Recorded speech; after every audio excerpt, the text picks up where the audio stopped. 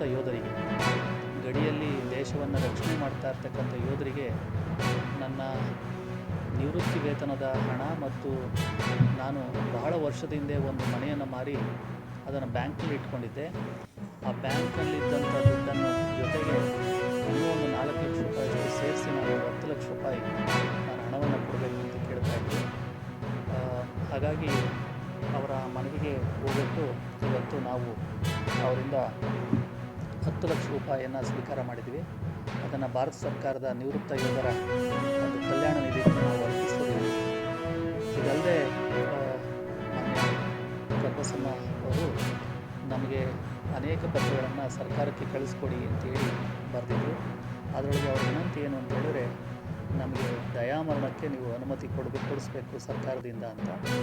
ಆ ಕಾರಣದಿಂದ ನಾನು ಕಳೆದ ವಾರ ಅದನ್ನು ವೈಯಕ್ತಿಕವಾಗಿ ಕೂಡ ಅವರ ತಂಗಿರ್ತಕ್ಕಂಥ ವೃದ್ಧಾಶ್ರಮಕ್ಕೆ ಭೇಟಿ ನೀಡಿ ಅವರಿಗೆ ಮಾತಾಡಿಸಿ ಲೀಗಲ್ ಪೊಸಿಷನ್ ಏನಿದೆ ಅಂತಕ್ಕಂಥದ್ದನ್ನ ಅವ್ರಿಗೆ ಮನವರಿಕೆ ಮಾಡಿ ಕೊಟ್ಟಿದ್ದಾರೆ.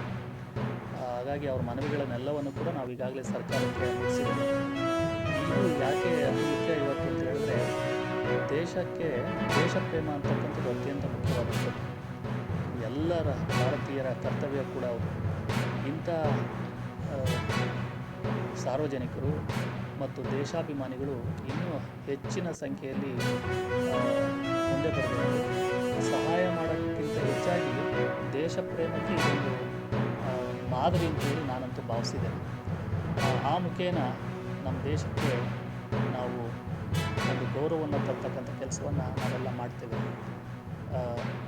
ಹಾಗಾಗಿ ನಾನು ವೈಯಕ್ತಿಕವಾಗಿ ಜಿಲ್ಲಾಡಳಿತ ಮತ್ತು ಸರ್ಕಾರದ ಪರವಾಗಿ ನಾನು ಸನ್ಮಾನ್ಯ ಕರ್ಬಸಮ್ಮ ಅವರಿಗೆ ಧನ್ಯವಾದವನ್ನು ಅರ್ಪಿಸ್ತೇನೆ. ಅವರು ನಮ್ಮೆಲ್ಲರಿಗೂ ಕೂಡ ಮಾದರಿ ಆಗಿದ್ದಾರೆ ಅಂತೇಳಿ ನಾನಂತೂ ಭಾವಿಸಿದ್ದೇನೆ. ಹಾಗಾಗಿ ಇವತ್ತು ಈ ಮುಖೇನ ಎಲ್ಲ ಸಾರ್ವಜನಿಕರಿಗೆ ಈ ಮಾಹಿತಿ ಹೋಗಿ ಅವರು ಕೂಡ ಕಾಂಟ್ರಿಬ್ಯೂಷನ್ ಮಾಡಿ ಅಂತ ಹೇಳೋದಿಲ್ಲ, ಅಟ್ಲೀಸ್ಟ್ ದೇಶಕ್ಕೆ ಎಷ್ಟೆಷ್ಟು ಸಾಧ್ಯವೋ ಅಷ್ಟೆಷ್ಟು ಅವರು ದೇಶಕ್ಕೆ ಕೊಡುಗೆಯನ್ನು ಕೊಡಬೇಕು. ಕೇಂದ್ರ ಸರ್ಕಾರಕ್ಕೆ